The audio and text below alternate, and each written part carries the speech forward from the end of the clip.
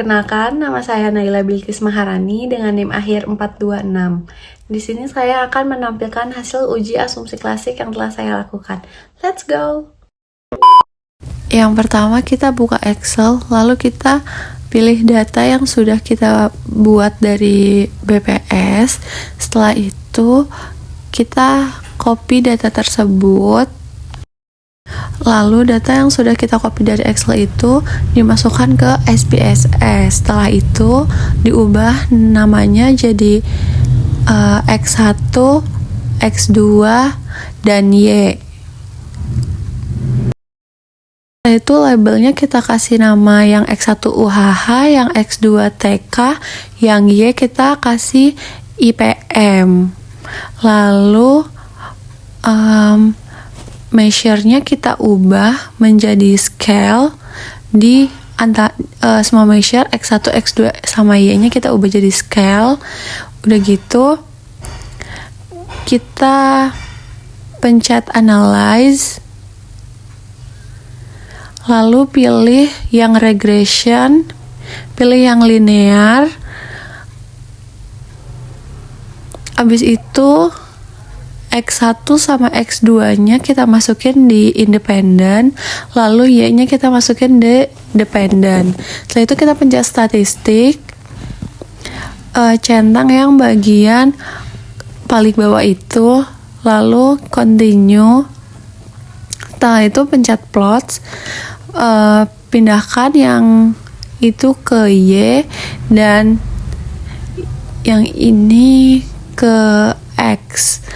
Lalu kita centang yang histogram sama normality probability-nya, continue. Habis itu kita pencet save, lalu centang yang paling atas di bagian residual. Habis itu continue, lalu OK. Berikut adalah hasil dari yang tadi kita uji, namun sebelum itu kita harus melakukan uji Kolmogorov dulu. Untuk melakukan uji Kolmogorov, kita balik ke data view, lalu pencet analyze, pencet yang non-parametric test, lalu klik yang bagian legacy dialog, pilih yang one sample QS itu. Habis itu kita masukkan yang paling bawah itu ke test variable list. Habis itu OK. Berikut ini adalah hasil dari uji Kolmogorov.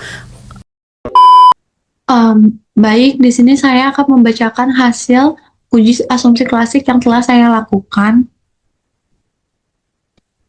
Yang pertama yaitu ada uji normalitas. Uji normalitas adalah cara untuk mengecek apakah data yang digunakan dalam analisis, khususnya data residual, menyebar secara normal atau tidak. Penyebaran normal artinya bentuk data mengikuti pola lonceng, di mana sebagian besar data berada di sekitar nilai tengah dan semakin sedikit di bagian ujung. Yang selanjutnya, yang pertama itu ada histogram. Berdasarkan histogram, terlihat bahwa bentuknya menyerupai kurva normal atau berbentuk lonceng, di mana sebagian besar nilai residual berada di sekitar angka 0. Ini menunjukkan bahwa kesalahan prediksi model bersifat wajar dan tidak menyimpang terlalu jauh dari nilai rata-rata. Yang kedua ada p-plot. Pada normal p-plot, titik-titik data hampir seluruhnya mengikuti garis diagonal. Hal ini mengindikasikan bahwa nilai residual yang diamati memiliki pola distribusi yang mendekati distribusi normal, yang berarti model sudah sesuai dengan asumsi normalitas.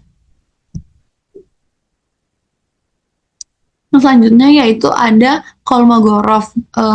Dari hasil uji Kolmogorov diperoleh nilai signifikan sebesar 0,199, yang artinya lebih besar dari 0,05. Ini berarti tidak ada perbedaan signifikan antara distribusi residual dengan distribusi normal, sehingga asumsi normalitas residual secara statistik dapat diterima. Yang kedua ada uji multikolinearitas. Untuk mendeteksi adanya kolinearitas, biasanya digunakan nilai tolerance dan variance inflation factor, di mana nilai tolerance di bawah 0,10 atau nilai variance inflation factor di atas 10 menunjukkan adanya multikolinearitas yang perlu diatasi agar model regresi dapat digunakan secara optimal. Berikut hasil uji multikolinearitas. Berdasarkan hasil uji multikolinearitas, nilai toleransi berada di atas 0,10 dan nilai F-nya berada di bawah 10. Maka dapat disimpulkan bahwa tidak terdapat gejala multikolinearitas pada model regresi ini. Artinya, kedua variabel independen dalam model ini tidak saling berkorelasi tinggi sehingga masing-masing variabel memberikan kontribusi informasi yang unik terhadap variabel dependen. Dengan demikian, model regresi yang digunakan memenuhi asumsi multikolinearitas dan dapat diinterpretasikan lebih lanjut secara valid. Yang ketiga yaitu ada uji heterokedastisitas. Uji heterokedastisitas adalah cara untuk mengecek apakah kesalahan dari hasil prediksi model memiliki penyebaran yang tidak sama. Dalam model regresi yang baik, sisa kesalahan seharusnya menyebar secara merata atau konstan di setiap titik-titik data.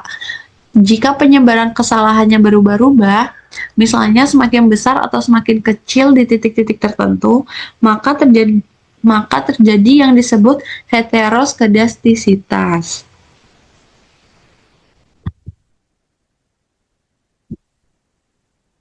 Berikut adalah hasil uji heterokedastisitas. Berdasarkan grafik scatter plot, titik-titik data terlihat menyebar secara acak dan tidak membentuk pola tertentu. Hal ini menunjukkan bahwa penyebaran kesalahan prediksi cukup merata di seluruh nilai prediksi. Dengan kata lain, model regresi tidak menunjukkan adanya masalah heterokedastisitas.